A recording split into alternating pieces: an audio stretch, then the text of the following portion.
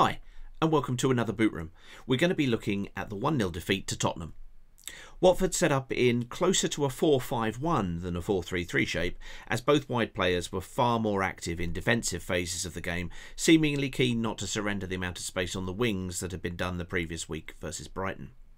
A change in midfield saw the newly signed Sissoko partner with Kuchka back from an injury alongside Peter Atebo. The centre of midfield therefore looked far more robust than it did last week. One similarity to the Brighton game was the surrendering of possession in the opening seconds. This time Bachmann's wayward pass gave Spurs the ball, and offensive action from Atebo left Kane on the ground and hearts in Watford mouths. The ball was played wide to Messina, who played the ball long behind the Spurs defence for Josh King to run onto. King retained possession and played the ball to Dennis, who was playing wide left this week. With some intricate play, Dennis drove at the Spurs defence, and a pass to Sarr was blocked when the ball running to Sissoko, who set up Kuchka for a shot which was blocked, resulting in the first Watford corner. The corner, which was taken by Messina, was under-hit and again failed to beat the first man. This turned out to be a recurring trend.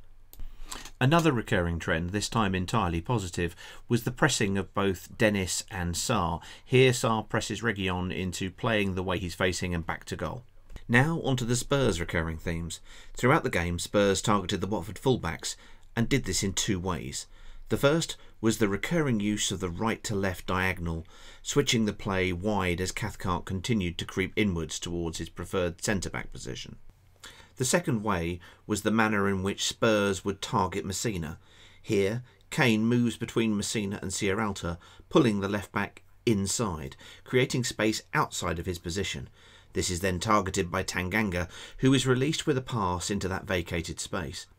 The Watford defence has to hastily reorganise to counter the new threat. These two actions were performed numerous times in the first half. A major difference is the approach that Watford take when providing the ball to wide areas. The ball is typically played into the player with a man on his back, the winger with his back to goal, who has to kind of beat him or go around a player.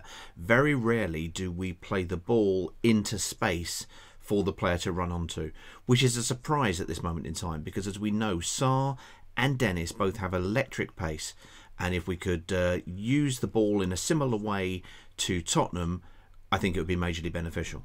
In this case, Sarr's excellent run ends up in a free kick awarded to Watford, taken by Adam Messina. Unfortunately, the image isn't very good, it's very blurry, but the ball again didn't beat the first man from literally 20 yards away. We don't want to labour the point, but just as an example, here's a repeat of the right to left long ball that Tottenham play, trying to pull Cathcart out of his preferred central position. Then again, we have the ball played centrally, and Tottenham basically keep possession. We drop off, and once there is no pressure on the ball, a pass is threaded through again between Dennis and Messina for Tanganga to run onto. He keeps the ball in play. Fortunately, Son misses the header, and fortunately Bergwijn also misses with the shot. Tottenham often did this when Højbjerg was in possession, but in this instance Kane drops deep, and you can see what a predetermined action this is. The moment he's in space, Tanganga bombs forward, and a great ball out to him really releases Tottenham and again puts them in a good position to attack. So for the free kick that led to the eventual winning goal, Cathcart again is being attacked, this time by Bergwijn. Bergwijn plays the ball past him and effectively runs into Cathcart, who can't really disappear, but Bergwijn wins the free kick. We've all seen them won that way. The goal doesn't look any better after repeated viewings. It's one of those horrible balls into the box that leaves a goalkeeper in no man's land, as the possibility of an attacker getting a touch is a distinct possibility, until it isn't. And in this case, when it becomes apparent to Bachmann that he will need to gather the ball, he takes an initial step backwards and loses any momentum, and the ball goes past him with little or no resistance. But goalkeepers do make errors. They're just often far more hideously exposed than outfielders. The second half saw the now regular introduction of Cucho Hernandez and King removed, with Dennis moving to the central slot.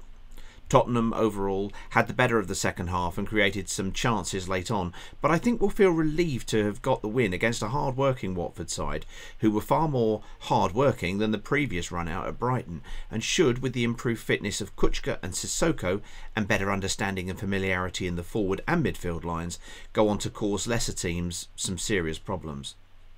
Summary: far better pressing from the team overall. Need to mix up the play to the wide players, play the ball in behind on occasions rather than always playing it into feet and expecting the player to then beat his opponent. Set pieces against us this season have already cost us. Set pieces for us remain ineffective after many seasons.